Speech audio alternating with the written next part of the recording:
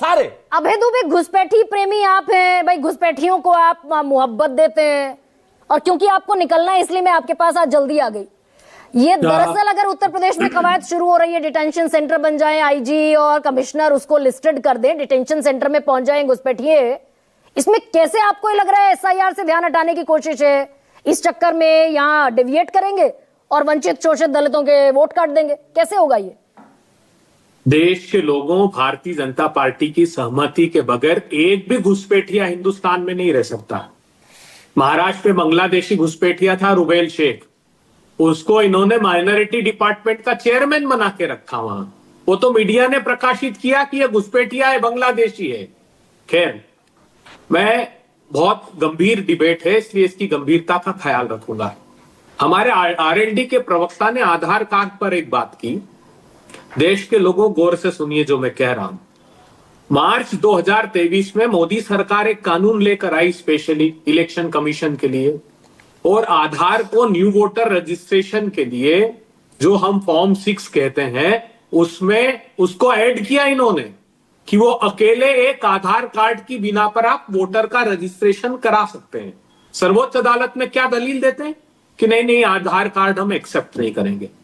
मैं भारत के संविधान को साक्षी मानकर ये कहता हूं कि ये एसआईआर 100% अवैध प्रक्रिया है, 100% अवैध प्रक्रिया है। बिहार में होने दी सुप्रीम कोर्ट ने। सुनिए ना, अब मेरा तर्क सुन लीजिए।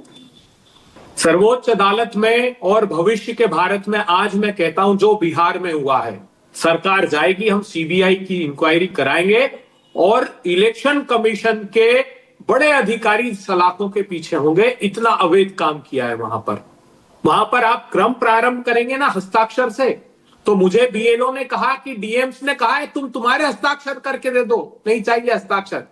जो टारगेटेड डेमोक्रेसी की किलिंग करनी थी वो नाम इन्होंने टारगेटेड काटे वहां। खैर, भारत के संविधान का आर्टिकल 327 वो भारत की पार्लियामेंट को कानून बनाने का अधिकार देता है इलेक्शन कमीशन ऑफ इंडिया के दृष्टिगत। इलेक्शन कमीशन ऑफ इंडिया कहता है आर्टिकल 324 में हमारे पास हम अधिकार संपन्न है, लेकिन वो हार्मोनियस पावर है। आर्टिकल 327 के साथ ही 324 पढ़ना पड़ेगा। अब मैं क्यों अवैध करार दे रहा हूं इसको? अवैध इसलिए करार दे रहा हूं कि फॉर्म 7 है आपके पास, अगर कोई घुसपैठिया है तो उसको आइडेंटिफाई करने का तरीका है। एसआईआर को रोपा के एक्ट मतलब रिप्रेजेंटेशन ऑफ पीपल एक्ट के सेक्शन 21 में डिफाइन किया है, लेकिन वो डेफिनेशन कहां काम करती? फॉर्म 7 के लिए। भाई एक प्रक्रिया है, अलग से कैसे कोई फॉर्म निकाल दोगे आप? अगर आधार को अनिवार्य करना है तो कानून लाना पड़ता है पार्लियामेंट से। आप मनमाना कोई फॉर्म जारी कर दोगे, फॉर्म 4 है, फॉर्म 6 है, फॉर्म 7 है। मैं प्रामाणिकता से कहता हूं कि इसके अलावा कोई फॉर्म ला नहीं सकता। अभय दुबे 9 दिसंबर को 10 घंटे की चर्चा होने वाली है। विपक्ष पूरी तरीके से मुतमईन दिखा आज संसद में। विपक्ष ने शांतिपूर्ण तरीके से संसद चलने दी, यानी विपक्ष को यह लगता है कि इन सारे सवालों के जवाब सरकार देती दिखेगी पार्लियामेंट में कि भाई नागरिकता के मुद्दे पर चुनाव आयोग क्यों अड़ा रहा, 33 बीएलओ की मौत कैसे हो गई, घुसपैठिए निकाल कर बाहर करेंगे, घुसपैठिए बताता क्यों नहीं चुनाव आयोग? ये सारे जवाब मिलेंगे ना संसद से।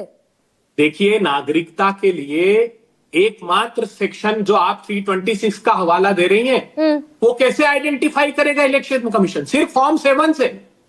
अगर गरिमा जी ने, अभय दुबे ने या इलेक्शन कमीशन ने कुछ देखा कि ये लोग अवैधानिक तरीके से रह रहे हैं तो ही वो जांच कर सकता है उसकी।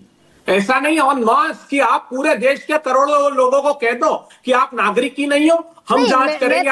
ये तो दरअसल ये तो पास हुआ अभय दुबे। मैं तो 9 दिसंबर की बात कर रही हूँ। वही तस्वीर आज दर्शकों को क्लियर करनी है मुझे। सरकार जवाब देती दिखेगी क्या कि नागरिकता का अधिकार जब था ही नहीं चेक करने का चुनाव आयोग के पास, तो चुनाव आयोग क्यों अड़ा रहा बिहार में? इस सवाल का जवाब मिलेगा? नहीं, मैं एक गंभीर बात और आपके शो के माध्यम से जाननी चाहिए। देश के नागरिकों, इस सरकार ने 2020 के बाद विश्व का कोई देश ऐसा नहीं है जिसने अपनी जनगणना नहीं की हो। इन्होंने नहीं कराई। एक अभी पायलट प्रोजेक्ट चल रहा है गरिमा जी। क्या ये सही नहीं था कि आप घर घर जब जा रहे हैं, और उसमें क्या है, इन्होंने एक ऐप निकाला है, कोई फॉर्म नहीं भरना है। सुनिए गंभीरता से, गौर कीजिएगा। अगर आपको जांचना है हाउस टू हाउस तो आप आइडेंटिफाई कर सकते हैं आसानी से, लेकिन इन्होंने उस प्रोसेस को मर्ज नहीं किया। वो जातिगत जनगणना नहीं करा रहे पायलट प्रोजेक्ट में, ये अलग विषय है। लेकिन मेरा गंभीर आरोप यह है कि ये प्रजातंत्र की टारगेटेड किलिंग कर रहे हैं हर प्रदेशों में। बिहार में जो हत्या की है 26,000 हर विधानसभा भाई में, आप इतने बड़े, एक सेकंड अबे दुबे, आप तो राजनीति समझते हैं भाई। कई राज्यों का आपको प्रभार मिल चुका है कांग्रेस की तरफ से। मैं आपसे 8 दिन बाद की तस्वीर पूछना चाहती हूं। कांग्रेस के प्रवक्ता, कांग्रेस के नेता ये मानकर क्या मुतमईन होकर बैठ गए हैं क्या कि ये जवाब मिलेगा? 33 बीएलओ क्यों मर गए? 1 महीने में एसआईआर कराने की जल्दबाजी क्यों है? नागरिकता के मुद्दे पर चुनाव आयोग अड़ा क्यों रहा जब इख्तियारी नहीं है चुनाव आयोग? कोई जवाब मिलेंगे? फिर पूछ रही हूँ, कातिल को मुंसिफ बना दोगे तो वो हत्या का आरोप हम पर लगाएगा। क्या बात करती हैं आप? हाँ। ये सरकार मानेगी क्या? हमको सर्वोच्च अदालत से उम्मीद है, जो मैं तर्क दे रहा हूं वो सर्वोच्च अदालत में तर्क दिए जा रहे हैं और अंततः जनता की अदालत ये जो हत्या प्रजातंत्र की कर रहे हैं, जनता इसका संज्ञान लेगी। लाखों लोगों के वीडियो मेरे पास बिहार के हैं जो कह रहे हैं हमें वोट नहीं देने दिया जा रहा है, हमारा तो नाम। आप दरअसल आप इस पर एडमेंट हो गए, पार्लियामेंट में चर्चा हो, एसआईआर पर पार्लियामेंट में चर्चा हो। पार्लियामेंट में देश की संसद में प्रधानमंत्री नरेंद्र मोदी 14 नवंबर की तारीख से कुछ मुख्तलिफ बोलते दिखाई देंगे क्या कि बिहार चुनाव में एसआईआर के पूरे प्रोसेस पर युवाओं ने मोहर लगा दी? शानदार मैंडेट मिला भारतीय जनता पार्टी को, इससे अलग कुछ कहेंगे? शानदार नहीं, जनादेश नहीं, ज्ञानादेश। आप औसत 26,000 वोट काट दोगे और कहोगे शानदार जनादेश मिला। हम चाहते हैं सदन में चर्चा, इसलिए कि सदन के रिकॉर्ड पर वो सारी बातें आए जो मैं आपकी डिबेट में कह रहा हूं, जो पार्टी कहना चाहती। जनता की अदालत में, सर्वोच्च अदालत में और सर्वोच्च सदन इस देश का जो निर्णय, जो संविधान जिसको इख्तियार इलेक्शन कमीशन के लिए अच्छा, रिकॉर्ड में आए समाधान मिले या ना मिले ये बिल्कुल मुख्तलिफ मिलेगा। समाधान देश की जनता की अदालत से मिलेगा, सर्वोच्च अदालत से मिलेगा। इन लोगों से उम्मीद नहीं है।